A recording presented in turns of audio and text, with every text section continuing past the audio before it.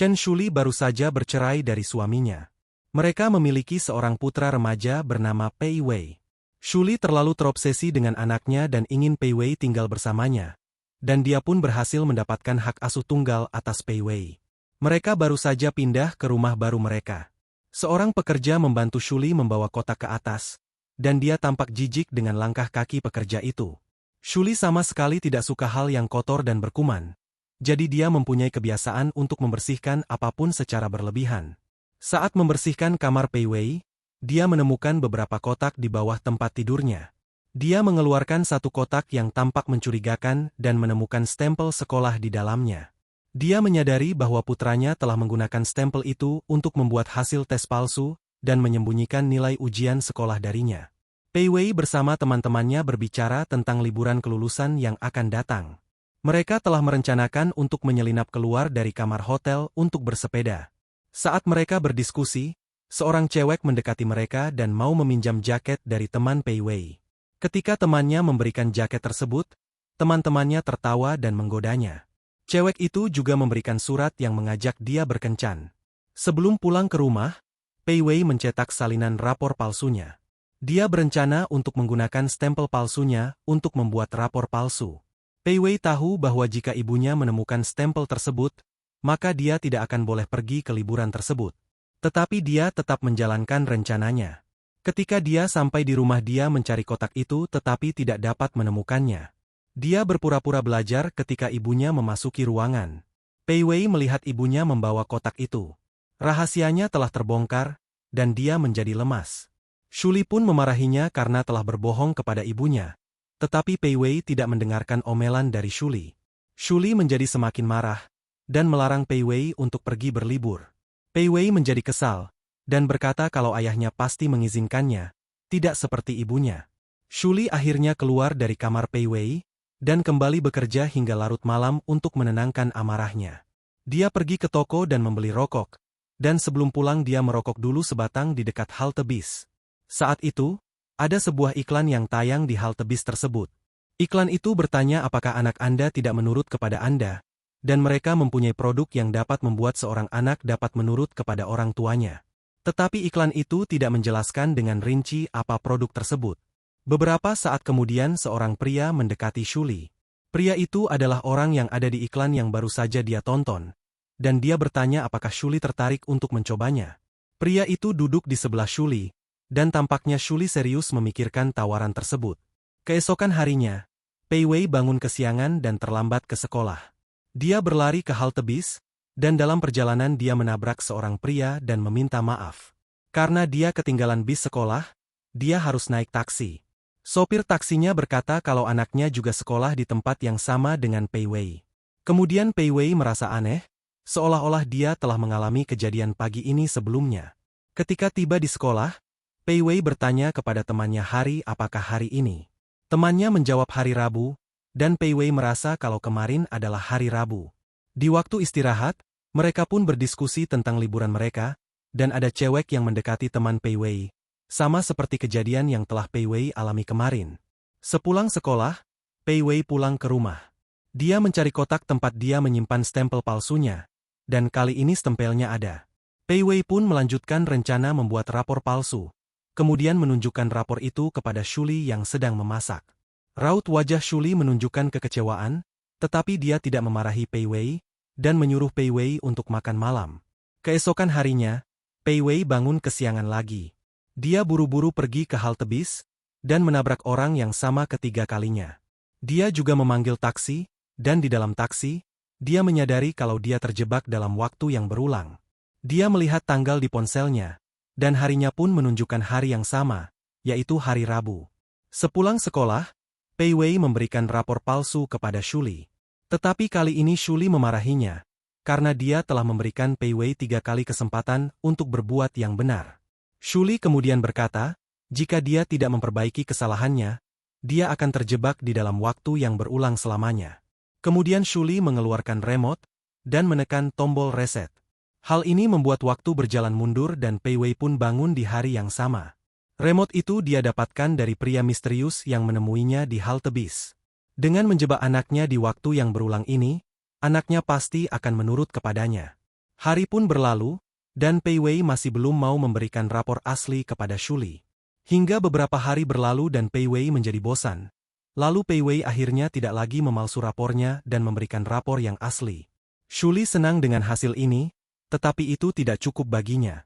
Pei Wei benci makanan pahit, dan Shuli memasak makanan pahit serta menyuruh Pei Wei memakannya. Pei Wei takut akan remote tersebut, jadi dia pun terpaksa memakan sayuran tersebut. Ketika makan, Shuli mengatakan bahwa Pei Wei akan mengikuti kursus sepulang sekolah. Hal ini berarti dia tidak mempunyai waktu luang untuk bertemu dengan teman-temannya lagi. Shuli juga akan mengulang satu hari sebanyak 15 kali, sehingga Pei Wei pun akan mendapat nilai yang bagus. Pei Wei pun akhirnya harus menjalani siksaan tersebut. Dia harus mengulangi hari yang sama sebanyak 15 kali. Dia tidak lagi punya kontrol atas hidupnya, dan terpaksa menjalani settingan dari Shuli. Pei Wei sangat stres dan tidak bahagia, tetapi Shuli tidak mau mengerti perasaan anaknya. Suatu hari, Pei Wei bercerita kepada gurunya bahwa dia sangat ingin pergi liburan setelah kelulusan. Karena Pei Wei memaksa, maka di malam hari gurunya datang menemui Shuli di rumahnya. Gurunya meminta Shuli untuk mengizinkan Pei Wei pergi demi kesehatan mentalnya, tetapi Shuli tetap keras kepala. Dia merasa dia telah berbuat hal yang benar untuk anaknya, dan tidak mempedulikan gurunya ataupun perasaan anaknya. Suatu hari, Pei Wei berada di perpustakaan dan bertemu dengan seorang cewek bernama Fang Lan. Dia juga suka menggambar seperti Pei Wei, dan mereka saling berbicara tentang menggambar. Mereka juga langsung akrab, bahkan memutuskan untuk bertemu kembali keesokan harinya. Setelah pertemuan dengan Fang Lan, Pei Wei membolos kursus dan pergi ke rumah Fang Lan sepulang sekolah. Dia disambut oleh ibunya, seorang pelukis dan ayahnya, seorang musisi. Orang tua Fang Lan sangat berbeda dengan Shuli, dan perubahan ini membawa angin segar bagi Pei Wei. Mereka kemudian melukis dengan senapan mainan, dan kegiatan ini membuat Pei Wei menemukan arti kebahagiaan. Setelah selesai melukis, mereka pun saling bercerita, dan Fang Lan ingin melanjutkan kuliah di Amerika. Keesokan harinya, Shuli mendapat telepon dari guru lesnya, yang mengabarkan bahwa Pei Wei bolos dari les. Pei Wei sering menghabiskan waktu bersama Fang Lan, dan merasa sangat bahagia. Mereka pergi ke photobooth dan Fang Lan pun menciumnya di dalam. Sayangnya Shuli dapat menemukannya setelah dia memberi alat pelacak di ponsel Pei Wei. Shuli mengajak mereka makan dan melontarkan pertanyaan kepada Fang Lan. Ketika mereka pulang, Shuli tidak suka dengan perbuatannya, dan melarang Pei Wei pergi menemui Fang Lan lagi. Tetapi Pei Wei tidak mau kehilangan cinta dalam hidupnya. Dia memohon kepada ibunya untuk membiarkan dia mendapatkan keinginan ini. Tetapi Shuli tetap tidak membiarkannya. Karena terdesak, dia menggunakan fitur yang ada di remote itu, dan membuat semua orang lupa terhadap Pei Wei, kecuali Shuli. Keesokan harinya ketika Pei Wei bangun, dia pergi ke rumah Fang Lan. Tetapi Fang Lan tidak lagi mengenalinya. Wah, kayak cerita Spider-Man aja ya. Pei Wei menjadi sangat sedih dengan situasi ini. Dia menjadi sakit parah dan tidak dapat bangun. Ibunya merawatnya, tetapi semakin hari kondisinya semakin memburuk.